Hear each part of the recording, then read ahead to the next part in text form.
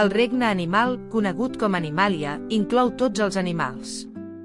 La classificació dels animals és un sistema organitzat per categoritzar i entendre la diversitat del regne animal.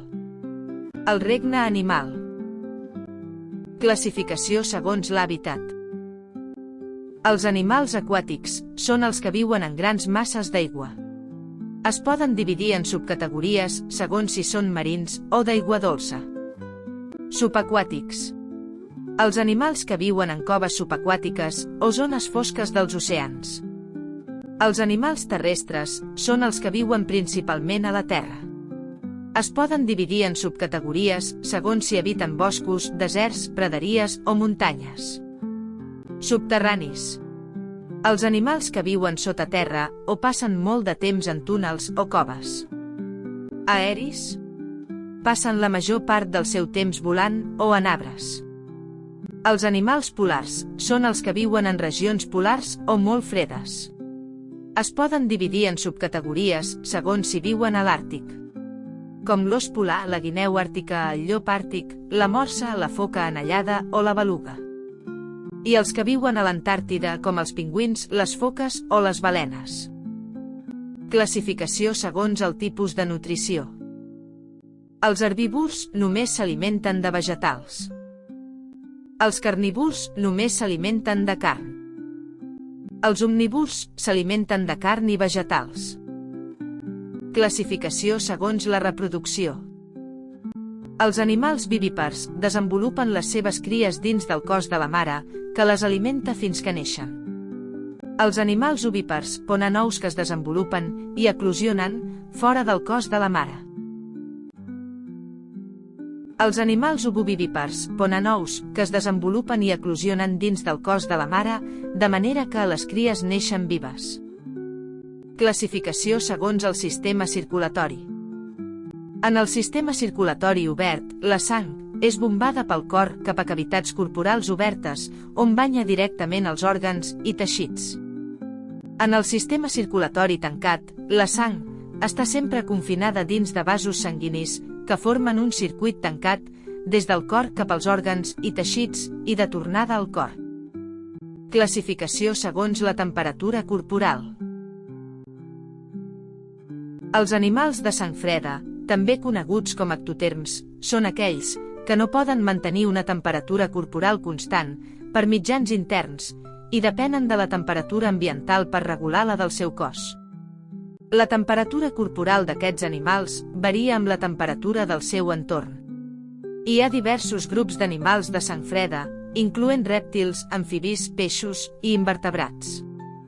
Els animals de sang calenta, també coneguts com endoterms, són aquells que mantenen una temperatura corporal constant, independentment de la temperatura ambiental. Tenen mecanismes fisiològics que els permeten regular la seva temperatura interna, com ara el metabolisme alt, la suor i la pell amb aïllament. Hi ha dos grups principals d'animals de sang calenta: els mamífers i les aus. Classificació segons reialmes. El fílum agrupa animals amb característiques generals similars. Alguns exemples de fílums són: fílum cordata o animals vertebrats. Artròpodes. Mol·luscs. Annèlids. Nidaris. Esponges de mar. I equinoderms, encara que hi ha molts altres grups, segons el fílum, que hem comentat que era la classificació dels animals, segons característiques generals similars. El fílum Chordata inclou animals amb columna vertebral, com els mamífers, ocells, rèptils, amfibis i peixos. Els animals mamífers són vertebrats, tenen glàndules mamàries, el cos cobert de pèl, són vivípars, endoterms i tenen un sistema de circulació tancat. Les aus són vertebrats, tenen el cos cobert de plomes, són ovípars, endoterms i tenen un sistema de circulació tancat. Els rèptils són vertebrats, terrestres, tenen el cos cobert d'escates, són ovípars, ectoterms i tenen un sistema de circulació tancat. Alguns poden ser ovovivípars, i tenen un cor amb 3 càmeres, 2 aurícules i un ventricle parcialment dividit, excepte els cocodrils, que tenen un cor amb 4 càmeres, com els ocells, i els mamífers. Els amfibis viuen part de la seva vida a l'aigua i part a la terra, amb una pell humida i permeable. Exemples: granotes, salamandres i tritons. També són vertebrats, ovípars, ectoterms, tenen un sistema de circulació tancat i experimenten la metamorfosi al llarg del seu desenvolupament vital.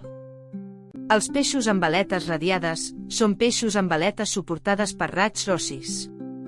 Exemples: salmons, tonyines i lluços. També són vertebrats aquàtics, la seva respiració és branquial, és a dir, respiren mitjançant brànquies, que extreuen oxigen de l'aigua, i la majoria són ovípars. Els peixos cartilaginosos són peixos amb esquelet de cartílag, no d'os. Exemples: taurons i ratlles. Els artròpodes són animals amb exoesquelet, és a dir, que tenen una coberta externa que els protegeix. Els insectes, aràcnids i crustacis formen aquest grup. Els insectes tenen 3 parells de potes, és a dir, un total de 6, 2, 2 i 2. I un cos dividit en cap, tòrax i abdomen. Exemples: abelles, formigues i papallones. Els aràcnids tenen 8 potes i un cos dividit en cefalotòrax i abdomen. Exemples: aranyes, escorpins i àcars. Els crustacis són animals aquàtics amb 2 parells d'antenes i un exoesquelet calcari, és a dir, una protecció externa composta de carbonat de calci. Exemples: crancs, gambes i cloïsses. Els mol·luscs són animals tous amb closca en la majoria de casos. Els gasteròpodes tenen el cos en espiral i sovint amb una closca. Exemples: caragols i llimacs. Els bivalves tenen 2 closques articulades com si fos una caixeta que s'obre i es tanca. Exemples: musclos i ostres. Els cefalòpodes són animals amb tentacles i una gran capacitat cognitiva. Exemples: pops, calamars i sèpies. El grup dels annèlids tenen el cos format per anells i viuen al sòl. Hi ha els oligoquetos que s'arrosseguen i no tenen potes, com les llombrius. I els hirodins que tenen ventoses o potes. El grup dels Cnidaria no tenen teixit, només cèl·lules urticants, que provoquen urticària i molta picor. Els hidrozoos són animals marins amb cicle de vida dividit en 2 fases. La fase de pòlip, que és una larva que s'enganxa a una roca. I la fase de medusa, quan es fa adult. Exemples: els coralls. Els acifosos són meduses en forma de campana. Els antozós viuen només en forma de pòlip. Com hem comentat, una larva que s'enganxa a una roca. Com les anèmones de mar. Esponges de mar.